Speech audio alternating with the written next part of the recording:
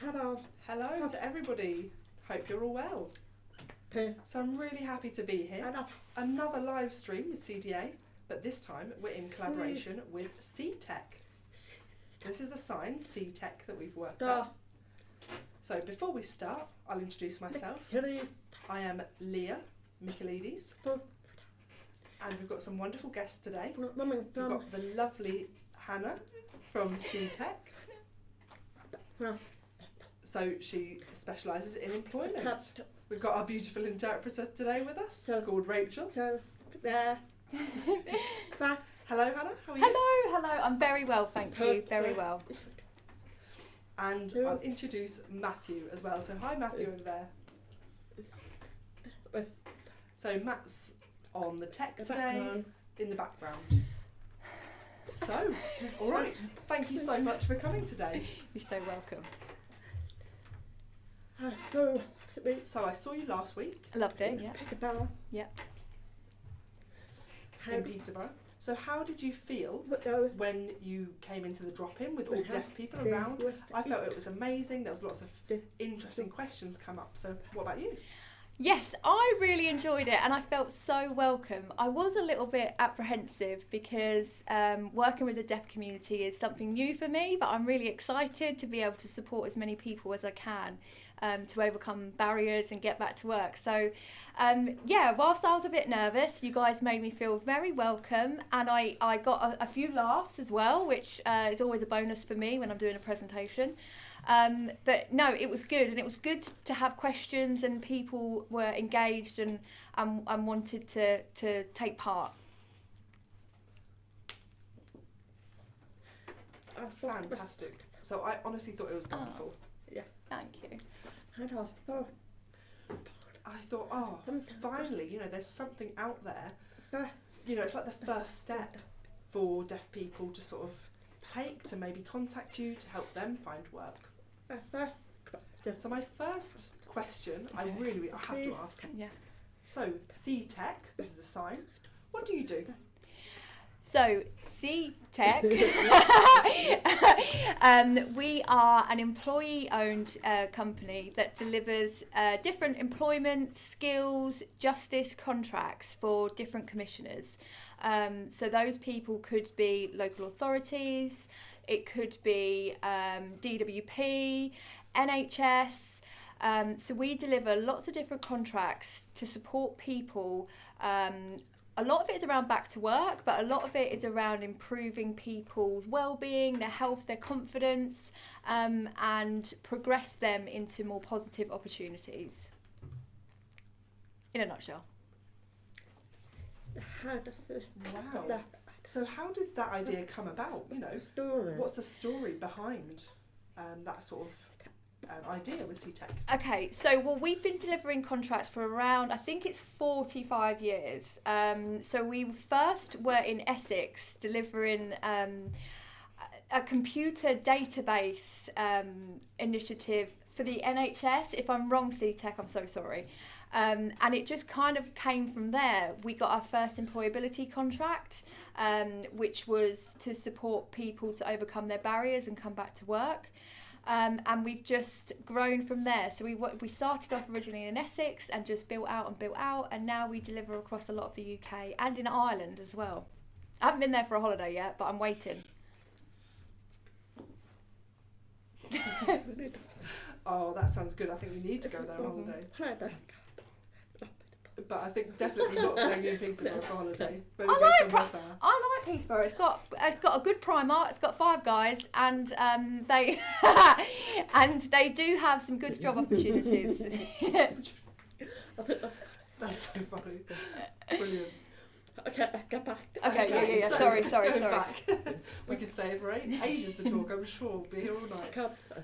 So going back to employment. When you did come along to the deaf drop-in, you said there'll be another workshop coming up. Is that May? Is that right? That's right. So I'm going to be in London on the 12th of May, delivering, I think it's a 2-hour workshop. So that's for people to be able to come in.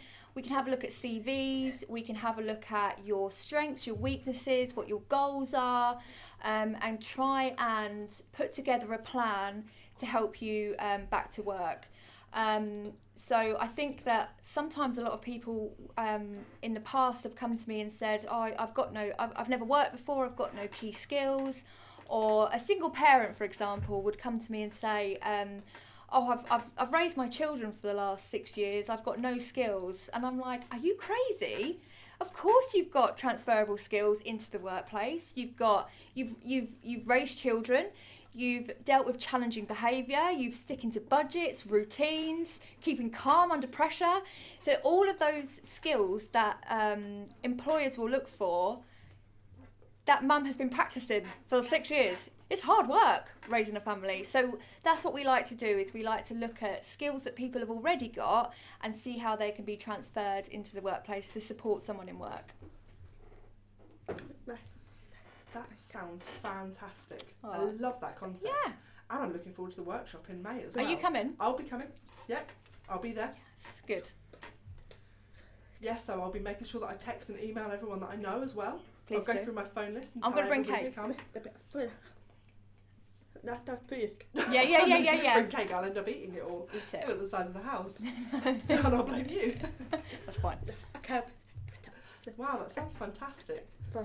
And so if it's successful, would there be a chance of having another one? I hope so. What we'd like to do is to be able to go to the local authority and say to them, we've delivered this workshop, this is the kind of impact it's had, here's some statements from people who have attended, and see whether there's some flexibility around funding to deliver something more regular. I'd love that. And we could also build it together with the deaf community about what's worked well, or anything else they would like to put into it to make it more sustainable and more impactful. That sounds fantastic. Good. I'm so excited. So I've spoken to some deaf people and they've sort of approached me looking for work. And regularly we've been sort of signposting them to Universal Credit, the job centres, and unfortunately sometimes the system fails them, which is really disappointing. So another question for you. If a person, for example, has been out of work for like 10 to 15 years, maybe they've lost their confidence, or they're sort of feeling safe at home on their benefits, so can that person get back to work after so long? Absolutely, they can. 100%. So we deal with people in that position every day, and you know, obviously there's an extra barrier there. Yeah, every day. And obviously, because there's a barrier there extra for deaf people. The concept is still the same. It's around about building up confidence, showing them that there's more opportunities out there. And we are all for helping people into work where they're going to thrive. We don't want to help somebody get a job tomorrow that they're going to get but not going to enjoy or fall out of, because ultimately that's going to make somebody's confidence worse. So we are all for supporting people into sustainable employment. So some of the contracts that we deliver, we have people who are long-term unemployed, who have been out of work for years. It could be, it could be 6 months, it could be 6 years, it could be 10 years. So we help them we kind of strip it back from the start and kind of work out what they would like to do, what experience they've had, their hobbies, their interests. We have kind of like a plan A and a plan B. So what can we do in plan B to get you to plan A? So whether that's upskilling, volunteering, there's lots of different ways that we can help somebody who's got low confidence and lacks experience to help them back to work, for sure.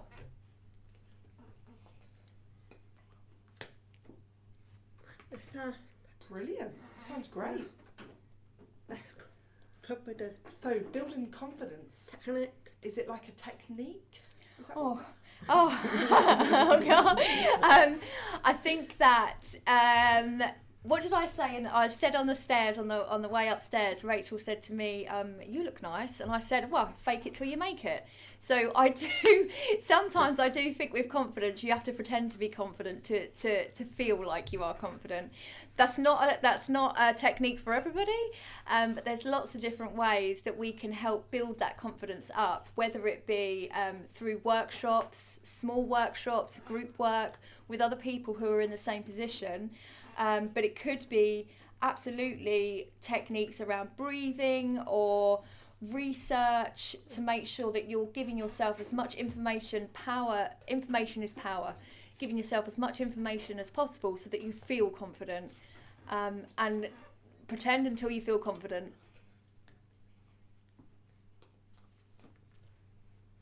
The confidence was tricky. Definitely. So I think confidence can be a tricky area, can't Yeah. it? So, do you have any sort of tips on how deaf people can fake it till they make it? Oh, okay. So my tips would be having a look online at jobs or opportunities that person might like to get involved with, and either bring it to somebody that can support them, or kind of research how they can see themselves there. So you can kind of visualise how I get there. So, for example, if you really enjoy working with children and you'd like to be a teaching assistant or work in a school of some way, you can kind of look online for jobs, have a look at the salary, get that. Some money can be a motivator for people, and that can kind of increase motivation and confidence to get there. But then I'd take it a few steps back and I'd say, okay, so what qualifications do I have? Do I have anything? If I don't, is it worth me enrolling? I would need to enroll on some kind of qualification to allow me to work with children. I would look at whether I could volunteer, or whether I could get some work experience so that I could build up my CV. And having a CV which is up to date with work experience, references, a qualification that you're doing, and seeing something on paper is really, really confidence boosting. So when you're seeing kind of a journey that you've created for yourself is such a good technique to boost that confidence. And then once you've got a good CV and you're kind of taking those steps and exploring opportunities that can open doors for you, that's really exciting. But I think sometimes a lot of it is about kind of visualising that pathway of how you get there, and giving yourself opportunities to help you open those doors. Wow, wonderful. So I know some deaf people really struggle with their CV, or they might feel like they're limited because they might not have work experience. There's not enough jobs that they've actually had in their life. So it kind of puts them off looking for work because they might sort of see that they're not good enough, things like that. And we always say to them, yes, there are jobs out there you can work. You can even just go to a cafe. You can sort of work in Amazon warehouses. So there's lots of things out there that are out there. But sometimes they might be a bit unsure. So I think, again, having that sort of confidence and building CVs, maybe through workshops, like you say, it might give them a self-worth, and that feeling of actually, I'm valued. And I think I want everyone to come to your workshop, I've got to say. We want heaving with people, that's what we want. No, I love that. And a CV is such an important document, and it's, it belongs to that person, and they need to be a part of creating it, so they believe in it. I've seen some fabulous CVs in the past. I've seen some also not so fabulous CVs, but we're there to be able to support that. I remember doing my brother's CV many years ago, and he worked in a kitchen, and I did a CV for him, and I put managing the disposal of waste, and he looked at it and he said, "What?" And I went, "Well, you put the bins out, don't you?" Sorry, say that again. Managing the disposal of waste. And he didn't understand. He was like, "I don't do that." And I said, "Well, you take the bins out, don't you? Get rid of the waste, you recycle." So it's just about how you phrase these things to make yourself feel empowered. I've also seen CVs recently, well, not so recently. There's lots of hints and tips and tricks that you can do to improve your CV and make sure that it's the best that it can be. Things like it being on 2 pages, maximum of 2 pages. 1 page is also fine. Making sure that so more is just too much. Yeah. Unless you're like a doctor or things like different trades, you would perhaps see more than 2 pages. I think that having a professional email address is really important. I've seen emails come through and they want me to reply. Oh yes, some people definitely need to change their email address. I remember my first one was when I was 15, and I think I would never put that on a CV. No. So yeah, I had to sort of create a new one when I was about 18, so using my adult life. Good girl. That's good. We had one. I've had one. Well, I've had a few ones that have really made me laugh. I've had a sexy panda email address come through before. So that's my favourite one I've ever had, to be fair. So it's thinking about things like that. Have I got an appropriate email address that I would be happy for my future employer to see? But a CV is really important, and it's really an empowering document.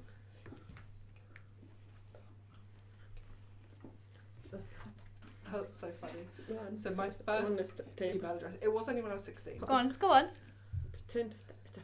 Sexy Fox. Sexy Fox 00. I could hook you up with the panda. I know. Okay.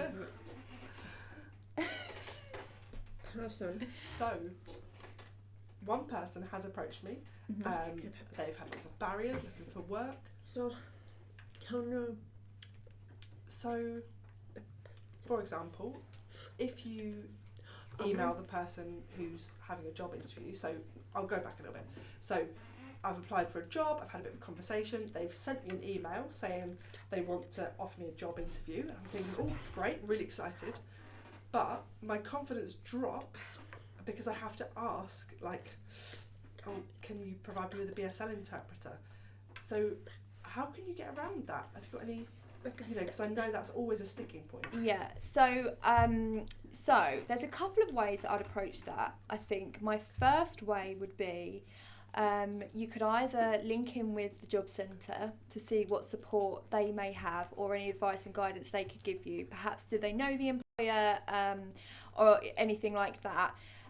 Secondly would be Access to Work, which is a government fund that can support people with disabilities into work or back to work or stay in work. So it could be that you get a grant for your own BSL interpreter to come along with you. So you don't need to actually initiate that conversation to start with. However, I think being upfront and open and honest with an employer is really important. And I know from the presentation last week, some people had not the best experiences, but I do think there has been a shift in how employers perceive taking on people with disabilities, because they add so much value from what they can bring. So I do think that employers are definitely wanting to have interviews from people who could be deaf, to bring different qualities to their workplace. So I'd like to think that with some support from DWP, some support from Access to Work, and a really engaging, encouraging employer, you should start off on the right foot. Yeah, that's brilliant. So I didn't know that Access to Work could help at the interview stage with a grant. Yep. That's really fantastic, but that's news to me. So yeah, I wasn't aware of that. So it's really, really good news. There you go. Brilliant. So how do you know about this? How do you find out? Is it through training, or is it Access to Work let you know, like how? Okay, well, lots of different ways. So we're regularly looking at Access to Work and what it can offer, and we deliver a few contracts which is specifically for people with mental health challenges and physical disabilities. So we're quite good at access to work and knowing what's available. I think the only caveat I'd add is that sometimes there can be a bit of a waiting list. So hang on. But my encouragement would be to get in touch as soon as you can, so that you're kind of putting that in place. But sometimes it's dependent on the need. So if somebody needed, if an employer applied for a ramp or something, that might be a little bit different. But if you were needing a BSL interpreter, my suggestion would be to get in touch sooner rather than later, so that you can have that prepared and ready for when you have your job search. They know they can locate BSL interpreters in your area and figure something out like that. Brilliant tip. Love that, because I didn't think that was possible, which is great. And I remember looking for work. It was 20 or 25 years ago, and I hope things have changed a lot. But it's interesting to sort of think about people's perspectives and how that has changed, hasn't it, for disability. So what's happened? Yeah. What has made that perspective shift? I think that there are a lot of people who have got health disabilities, physical disabilities, who don't work but want to work. So the government has recognised that. So there has been a shift in the approach to how we then support those people back to work. So there are contracts at the moment which one of them locally to Cambridgeshire and Peterborough is called Connect to Work, and it is an IPS delivery model. Oh, brilliant! Yeah. So tell me more about that. So it's a place-based approach to helping people back to work, but it's specifically for people with mental health challenges and physical disabilities. So the focus is on that cohort of people, but it's also a self-referral contract. So people join because they want to join, not because they're being made to join. Because the government recognise that there's a lot of people who perhaps have always been told or have always been made to feel that there's no job out there for them, and they haven't looked, but they really like to go back to work. So it's really exciting that the government's recognised that and are putting a lot of funding into this specific support.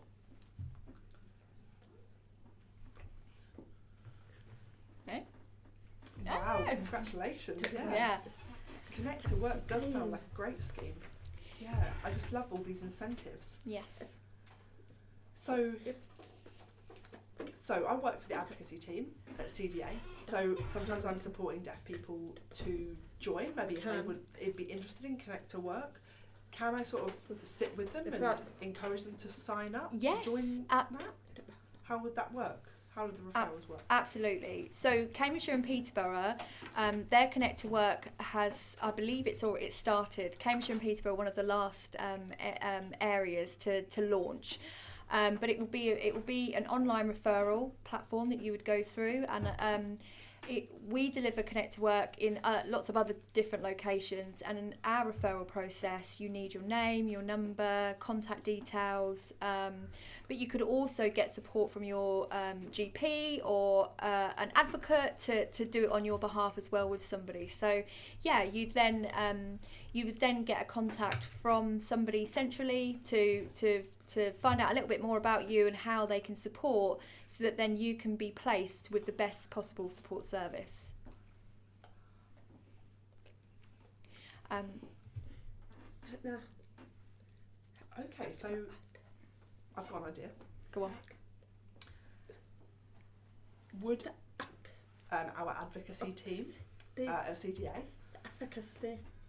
and our caseworkers, can we have that sort of direct referral or direct link to you? So if deaf people are interested in something like that, can we contact you directly about things like that?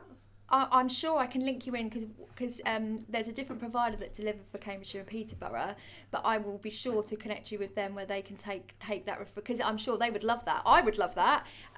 So I'm sure I can make some introductions there for you so that you've got a direct contact.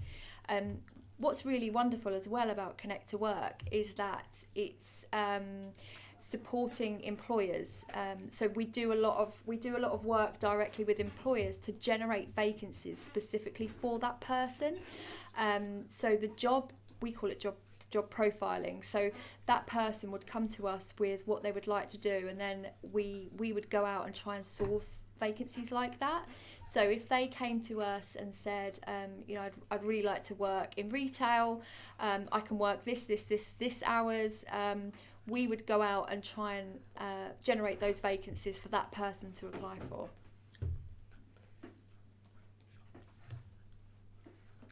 Fantastic.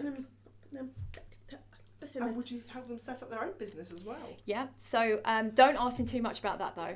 But yes, there are specialists that will help you, that can help you set up as self-employed. There's some fantastic support across Cambridgeshire and Peterborough actually that already exist that you can, I'll hook you up with them too, that can help somebody to set up self-employed and help with company registration numbers, like scary VAT things.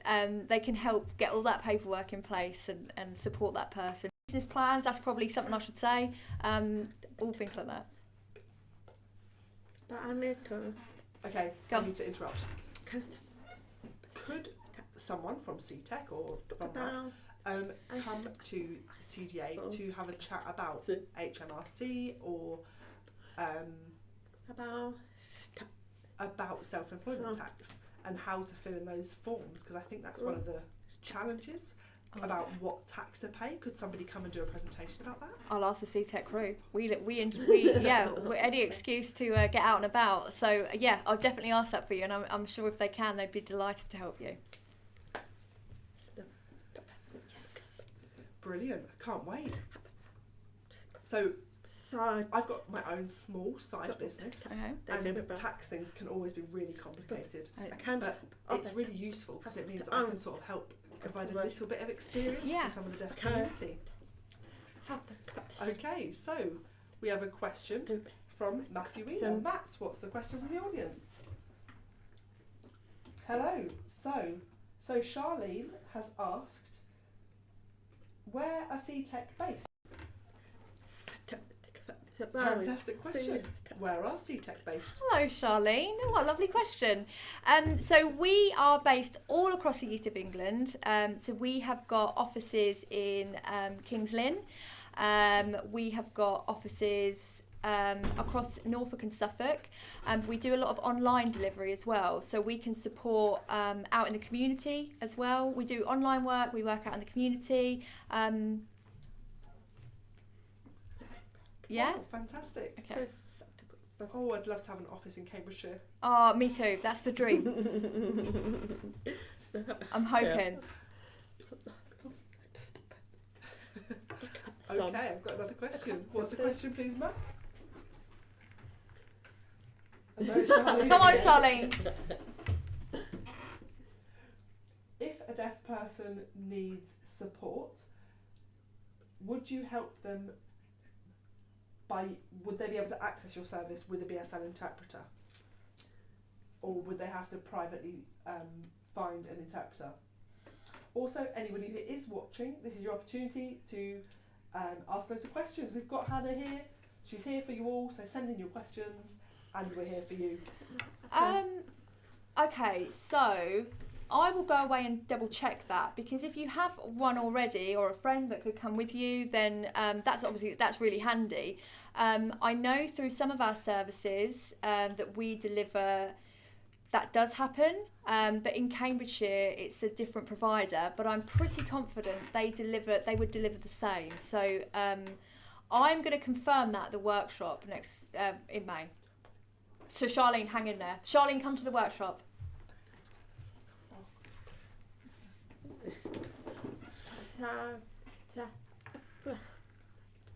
Okay, so if you have any more questions, please do send them all in, ask away, and we will send them all to Hannah, so keep them coming. So, if I came along to an office or got support, obviously make an appointment, if I can't bring my own interpreter, would you provide your provide one? We do. I'd have to go away and look at that, because it would have to be dependent on the availability and what we can get. But ideally, yes, that would be really a good thing to have. Fab. Yeah. Really, really positive response as well. Love that. And you've given me confidence as well to know that, you know, you've got faith in us. Yes. And we'll have faith in you. Definitely. So I know there are some deaf people out there who are so intelligent, and they make me, you know, lose confidence because they're so brilliant, but they can't get jobs even though they're so brilliant, you know. And sometimes it is just the lack of availability, like, to get in touch with different services. I know. So yeah, it's brilliant that you're so proactive for that. And so hopefully you'll enjoy the workshop in May. Because I feel like I love my job, you know, it gives me lots of passion to support people, and, you know, especially linked to employment myself, because, as I said, I was self-employed for 20 years, and then I became a mum for 2 girls, and really my advocacy role was sort of available about a year ago, and I thought, oh, I'll apply. Obviously went to my interviews. I actually had 2 interviews, but I got through the process, and so, you know, it's come up to a year that I've been in my role now. Hey. I'm surprised. I'm still surprised I got my job, to be honest, after 20 years. But that's really positive. You know, we need people like you at Seetec to be looking out for us and just really encouraging the deputies that we can do anything. Matthew, any more questions? Yes, so we've got a question from somebody to say, how important is networking and looking for volunteering opportunities? Will that make it more easy to find jobs in the future? Good question. Very good question. What? So how important is it? Yeah, I mean, I think networking is really good to be able to add to your contacts, and it's not what you know, it's who you know. I like to think of that. So absolutely, by putting yourself out there is a really good way to invite conversations, exciting conversations, and especially if it's in something that you're interested in as well. So networking is really, really positive. I thoroughly enjoy networking, and sometimes they put on food, which I always will say yes to that. But volunteering as well, absolutely volunteering. And I think that sometimes people are put off from volunteering opportunities because they assume it will be a full-time thing, but it could be that you help a morning a week or every other weekend, so that you're kind of dipping your toe in the water. And is that enough? You're getting experience. You commit to what you want to. As long as you're getting the experience that you need, and it's achievable, and it's something that you can cope with around everything else, then absolutely you can people that take on volunteers are delighted to have the support. So, you know, it would be between you and that employer to be able to work something out. But yeah, it doesn't have to be full time. It could be every other week. It could be anything you wanted it to be. You know, you're volunteering your time.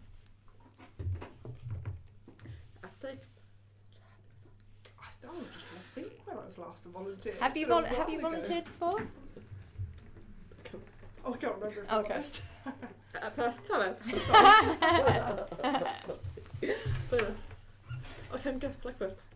I'm going to be looking for a volunteering job now. I hope you. No, I volunteered to look after my daughters. That's fine. Yeah. Oh, amazing. I think Seetec is going to be great connections with CDA in the future. So we have a question from somebody who's asking, if I want to find a job, how important is, you know, personal appearance when you arrive? You know, when employers, will they be judging me on my appearance, my physical look? Yeah. It's a good question. It's a very good question. Because I'm sure some people have different views, I guess, about yeah. how people look. So, yeah, great question. I always like to kind of think about, you to go smart, to look after your appearance, and make sure that you present yourself the best way that you want. I like to think of it as if I was meeting my boyfriend's parents for the first time. You know, how would I want to be perceived? And a lot of there is also some support out there through various employment contracts to help you gain interview clothing if you needed it. So there is nothing better than getting a new blouse and putting that on and feeling good about yourself. So I would definitely encourage smarter the better, and then you feel good inside. It's the fake it till you make it idea as well. You know, you put something nice on and you feel better and you think, oh, actually, I think I can do this. So it's that kind of perception and stuff. So yes, interview appearance is really, really... Have to... Yeah. Oh, I'm jumping in again. Go. What if you've not got the money? How can you afford to like buy the new clothes or interview clothing? So if you are connected to something like Connect to Work, or if you access other employment contracts through the job centre, there is usually a pot of money that advisors can access to help you get a new pair of work boots. Yeah. So if somebody got a job in a building site, I mean, not that you'd go in a suit, or you might do if you're a contracts manager, but you might need a new pair of steel toe cap boots. Or if you are going to work in retail, we can help buy black trousers and black shoes, things like that. So anything that we can get to help that person stay in work, we'll definitely do. That's amazing. Yeah. Oh, that's a fantastic scheme. Yeah. Love that. Some tips from me though, I think that you need to be careful about not wearing too much perfume, or like, you know, like smoking outside, making sure you don't come in smelling. What else have I experienced in the past? Or smoking weed. What, we're going there? Oh. Okay. Yeah. Stories like that where people have sort of, you know, got really nervous and they've gone in and to try and calm themselves down. They're sort of like flapping the smell away. Yeah. No. So, don't go for that. Don't go for that. Do some breathing techniques instead. A bit of meditation. Yeah. Yes, be calm. absolutely. That helps to calm. And also, and it does work, doesn't it? It does. But also, what I like to tell people is that, you know, the interviewer is nervous as well, because I've done interviews and I think, oh my God, what am I doing? What am I doing? What am I going to ask? They're going to know. They're going to know I'm nervous. So it's kind of understanding that person is nervous too. So it's being understanding for each other. How can they be nervous though? Yeah. I do. They're in the job, you know. They've got to hire people. It's the. It's really shocked me. Yeah, no, it's the worry about, you know, am I asking the right questions to give that person the opportunity to put themselves across well enough for them to talk well. Yeah.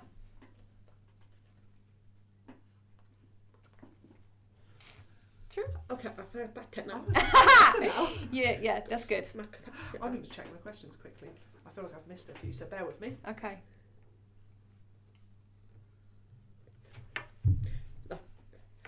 Okay. So my questions are all done. So I'll just check with Matthew if there's any more questions from the audience.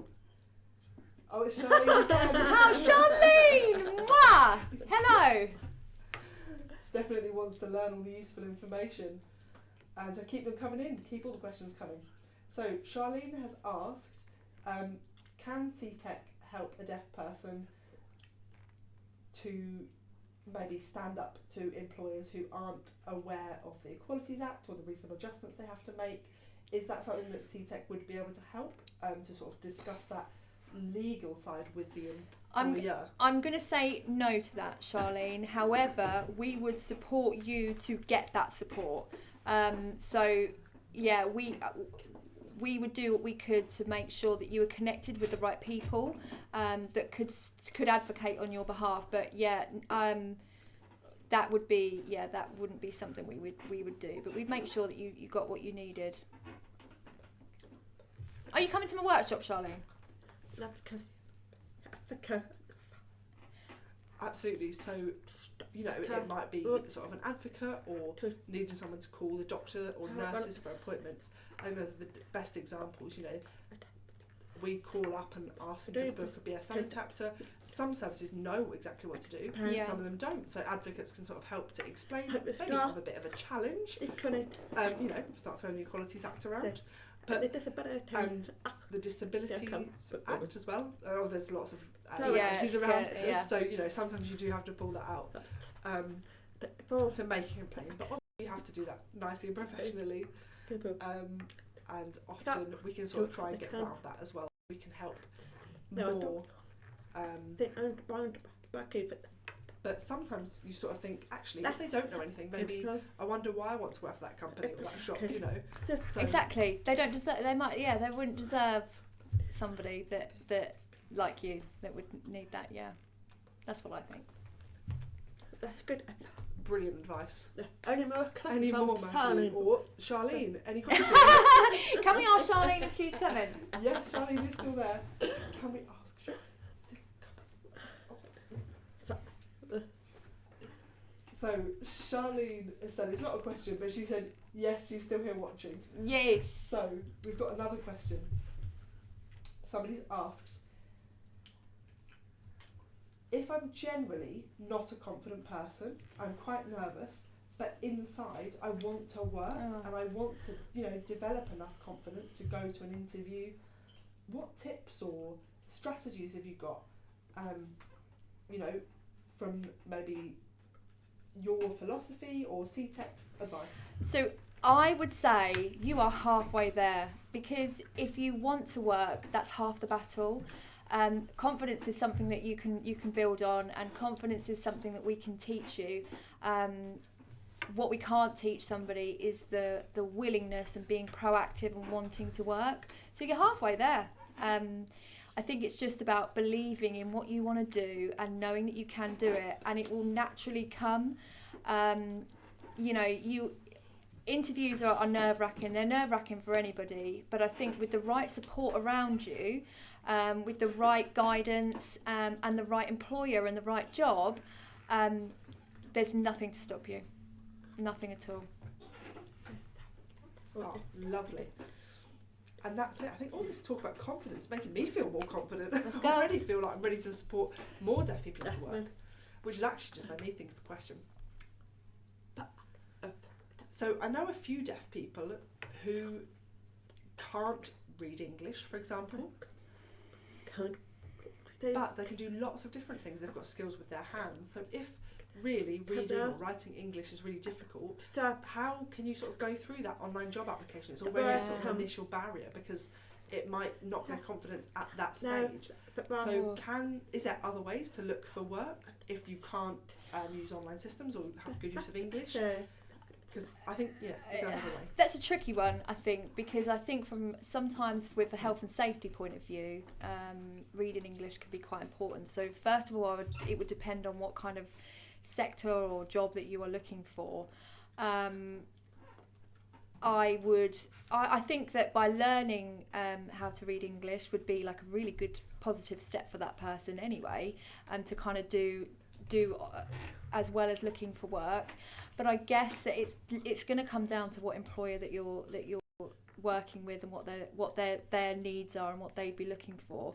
I don't think it's a hard no, but I think that there's definitely some stuff that that person can do to improve their chances and to be more job ready.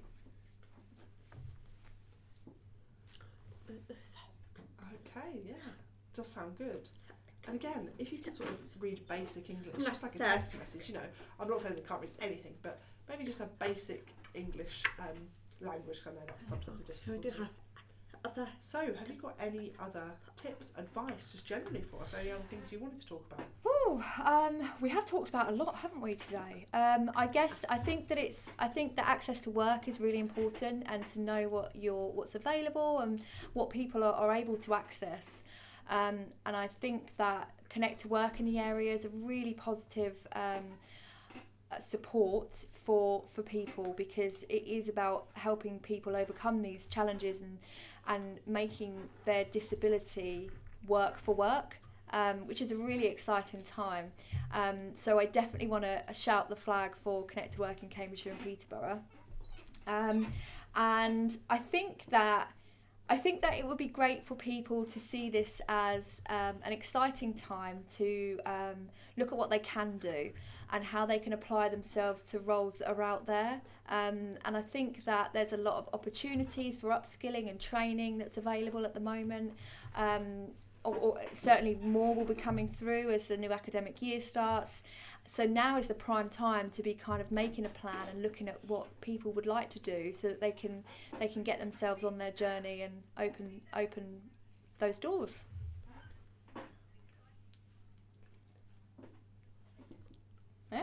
Yeah? Brilliant. Thank you So much for that advice. I'm going to ask Matthew a final time if there's any more questions out there. Yeah. We do. We have some more questions. So people say, you've got to work to live rather than live to work. So which one would you say is right? Oh, it's tricky. I live to work or work. So but he's got a point, hasn't he? Because I think people, might achieve their job, they might really enjoy it, and some people might feel they're really stuck in a job that they hate, and they sort of put up with it so that they can pay the mortgage or, pay off their loans, for example. So my kind of thinking is that whilst we all go to work for the money, to pay our bills, to make sure that we feed our children, because that's apparently quite important, work does give you so much more than just that. It gives you connection to other people. It gives you a sense of belonging. You're in a team. People need you, and that is a really nice feeling to have. So whilst we go to work for the money, there are other things that it does give you as well. I would say I'm very lucky because I love working for Seetec. I love my job, and I know I'm very, very lucky. But if somebody is in a role that they're not enjoying and they feel like they are working to live, it's always easier to get a job when you're in a job, and being open-minded about transferable skills that person may have learned from that job, because it's kind of learning what new skills you've picked up that can go into other roles. And could it be that you talk to your employer and you'd like to do an apprenticeship alongside to upskill? There's lots of ways around it, but I completely get some people do have that challenge of working to live. Okay, I'm going to ask my job for a raise. I'm going to ask my boss for a raise tomorrow. You go, girl. Love that. Sorry.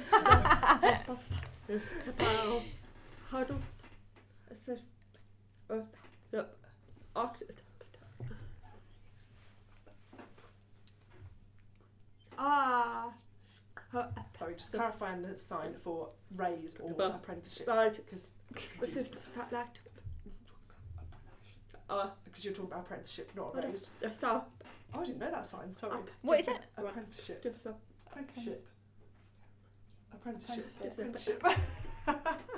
Okay, I'm kind He's just got confused over the sign. to be apprentice. Yeah. Apprenticeship. So joking aside. Matt's got another question, bring it on, Matt. So we've got about 15 minutes left to get your questions in. Keep them coming. I've actually got a question that I wanted to ask after watching the conversation. So my question is, do you know the statistics, or what's the average number of applications you have to submit before getting a job? No, I don't know that. I wish I could tell you that, Matt. But I can certainly. I mean, I probably did a few years ago. But I think that with Indeed and one-click applications, I think that any data and stats that come through probably might be a bit skewed anyway. Because that is just promoting, high generation of job applications that people might not otherwise do, because it is so quick. It is a one plus, I'll go for that one, I'll go for that one, I'll go for that one. Whereas if you're more strategic and more going for jobs that, are in what you want to do and what you're aligned to your skills and qualities, you may not apply for so many. So that would be a really hard one to kind of figure out, but I will see what I can do. Okay. But Go on. my advice would be, if you're applying for lots of jobs and you're not hearing anything, my first step would be to go back to basics. Let's look at the CV. Are you tailoring it to the sector that you want to go for? Because ideally you might have 2 or 3 CVs that will be tailored to each role. So if you wanted I heard about that. Yeah, so if you like more practical work and you wanted to work outside, you might perhaps have one for more construction, labouring, building kind of work. You may have one tailored for more gardening or services like that. So when you then have a cover letter that you would use on top of each of those CVs that would be tailored to that specific role. So when you see jobs on Indeed, which is one click apply, I bet the quality of the submission isn't what it might or could be. And if you think as well that employer might have 50% more applications than what they used to kind of sift through, it's a lot harder for them too.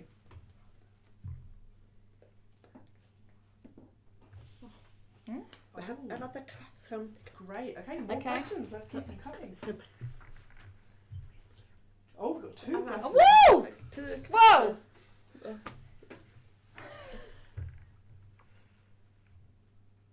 So, if you've done like the Duke of Edinburgh experience, are things like that worth mentioning on your CV? Because you've that kind of knowledge and skills. Oh, do you know what? I remember when I was at school, people were joining in the Duke of Edinburgh, and I was like, "What is that?" I sort of shrugged it off. But now I know about it. I think, I wish I had got involved. Same. Yeah, absolutely. Again, I think it comes down to what you've got on your CV already. So if you've got a lot of things on there and a good experience, qualifications, does it need to be on there? It be up to you. Again, your CV is your document and you want it to portray you how the best you want it to be.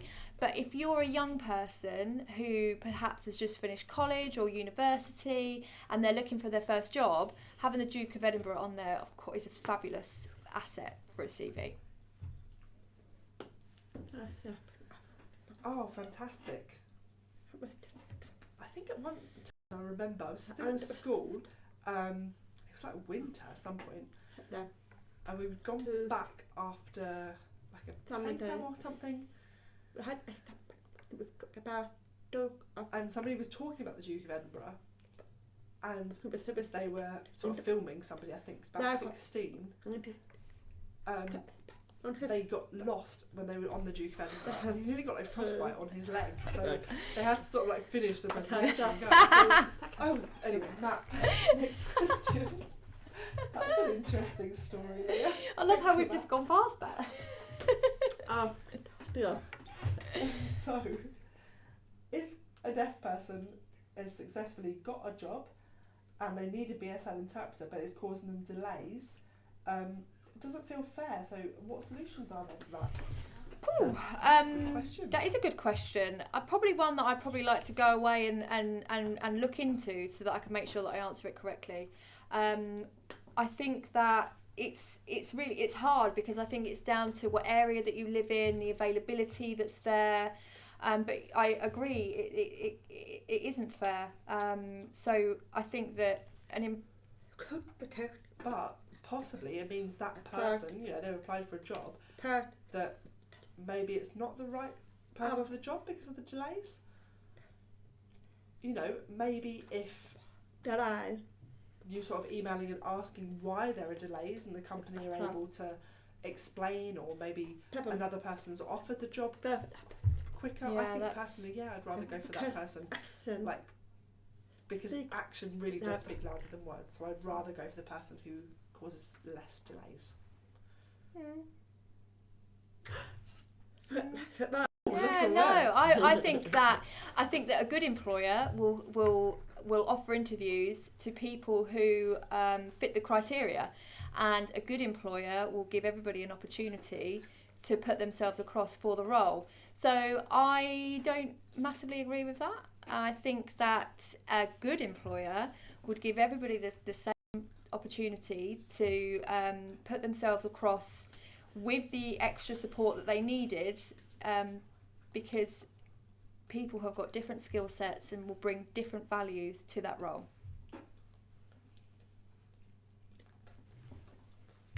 That's all depends. Yeah, okay. I think it depends on the situation sometimes as well. So Matthew, you said another one. So Elaine has asked, what about if you're sort of in your late 50s? Can employers or people in that age group still get a job? Because last year, unfortunately, she was made redundant, but she wants to keep looking for jobs, but she's finding it hard. So are there still employers out there looking for that, or is there an attitude problem? Yeah. Oh, a fantastic question.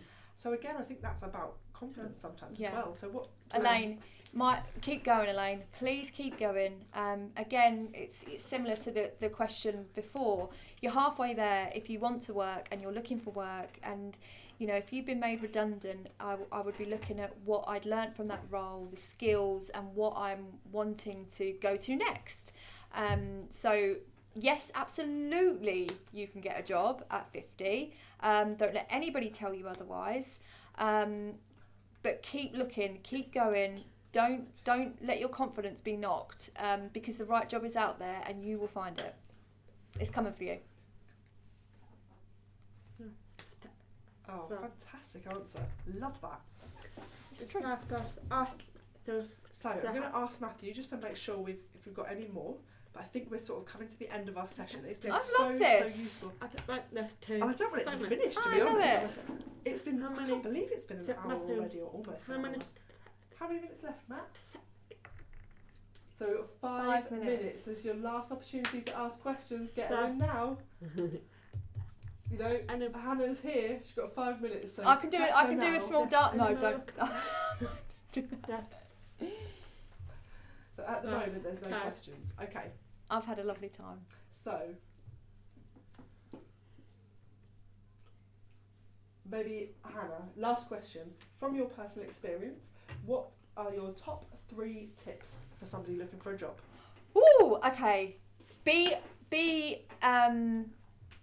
Have the right approach. Have the right. I'm lost for words. I get too overexcited.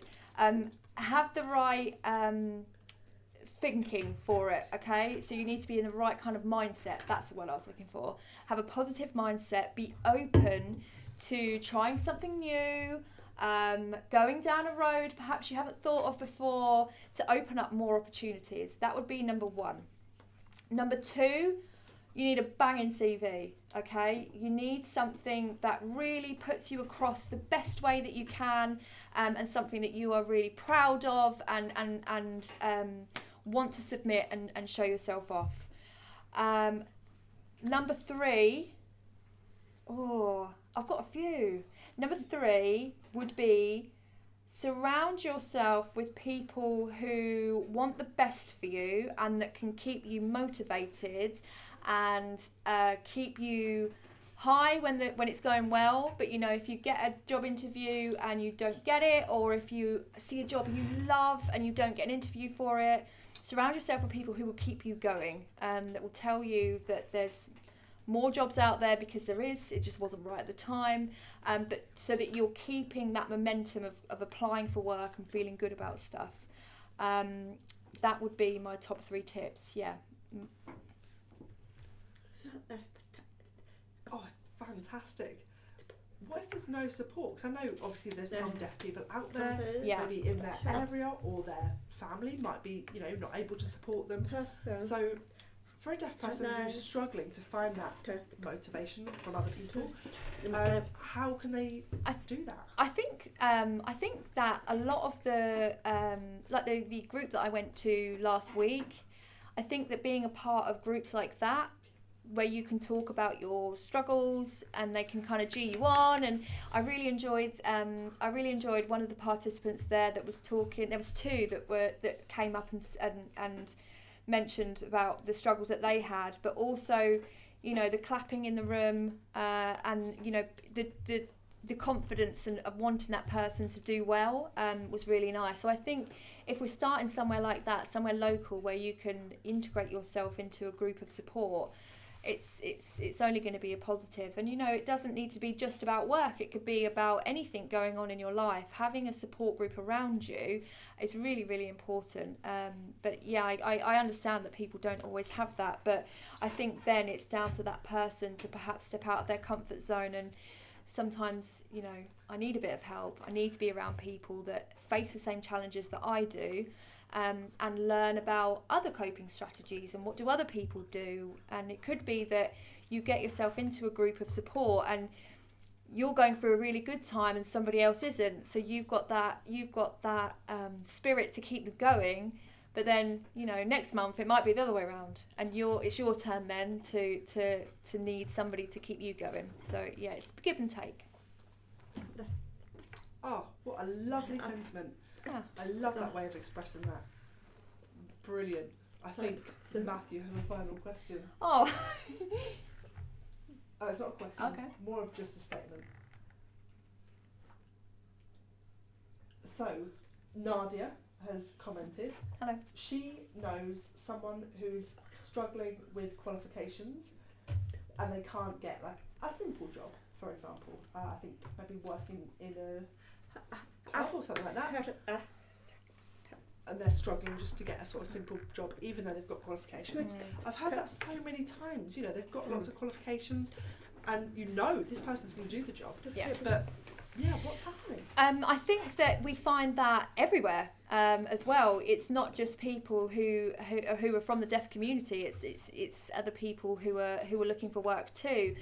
I think it's where hard work meets an opportunity. So some people might say luck, but I think that if you are going out there looking for work, have a strong CV, have a strong cover letter, and have built that confidence up, hard work will meet that opportunity, and it will work. You just need to hang in there and keep going, because something will come along if you're putting the groundworks in.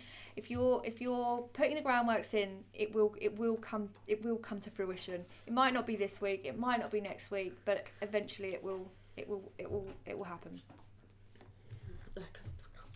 Good to know. Thank you so much. Oh, another question. Okay, so this is the last one.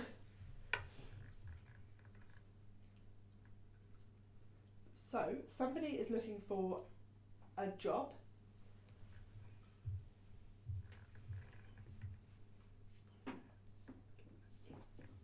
Oh, sorry. Somebody is in work at the moment, and another person in their work has been promoted, but they're struggling because they don't understand how people are getting promotions above them, because maybe if they can't communicate, verbalise, how can they approach their employer about this if they're looking for promotions? That's tricky. That's tricky whether you're deaf or not. I think if you're in a work and that happens to you, but even more so if you have that barrier and you feel that might be the reason why. I would say it depends on how your relationship is with your employer.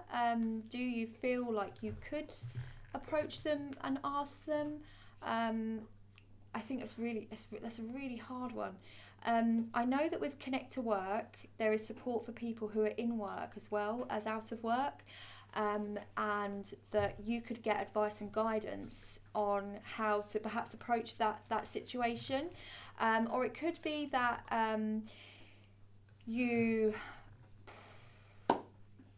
it's really tricky. It could be that you get that advice and guidance and are able to get support to facilitate that conversation as well, so that you're not just doing it. It's really, I feel for you. That is a tricky one. But my first port of call would be referring myself into Connect to Work as somebody in work who perhaps is struggling in the workplace. Fantastic advice. Thank you. So, Matthew, is that it? Any more questions? Nope. That's it. So thank you all for watching. Thank you so much, Hannah, for coming and having this chat with us. Really, really enjoyed it. All the advice, the tips you've been given, just amazing. Thank you to the interpreter as well. Thank you to Matthew for organising it all, sorting out all the camera equipment, and just all your hard work. So thank you. So I can't wait to see you, Hannah, next month. Okay. Okay, so I have to. Okay. So remember, here at CDA we have our own advocacy and casework team. We can support you with any employment issues as well if you've got any questions. And you can just book an appointment with us. It's a half-an-hour online appointment if you want to use our online contact form, and we'll pop the website link in as well.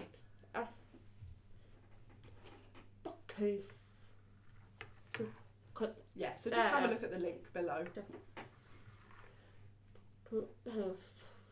And you can choose a time and a date to chat to one of our advocates or the caseworkers, and we can help you. We can have a conversation about what you need about employment. Bye-bye. So, goodbye to everybody. Thank you so much for watching, and thank you again, Hannah. Thank you.